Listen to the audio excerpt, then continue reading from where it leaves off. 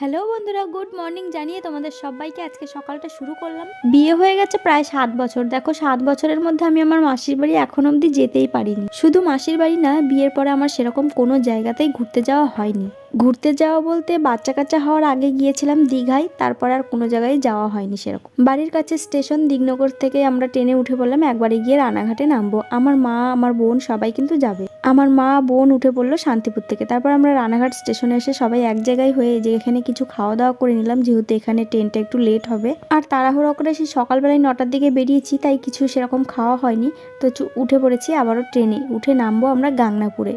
গাংনাপুর থেকে কি কেউ আমার ভিডিও দেখছো? কমেন্ট করে জানাও। ভাইরাল তালতলার নাম নিশ্চয়ই তোমরা অনেকেই শুনেছো। তো আমার মাসির বাড়ির কাছেই কিন্তু ভাইরাল তালতলা। তো সেটা দেখাবো নেক্সট ভিডিওতে। আমরা মাসির বাড়িতে কেন এসেছি সেটা তো তোমাদের বললাম না। একটা শ্রাদ্ধের নেমন্তন্ন ছিল, তাই মাসি বাড়ি এসেছিলাম। পরের ভিডিওতে অনেক কিছু জানাবো। তো আজকের মতন টাটা।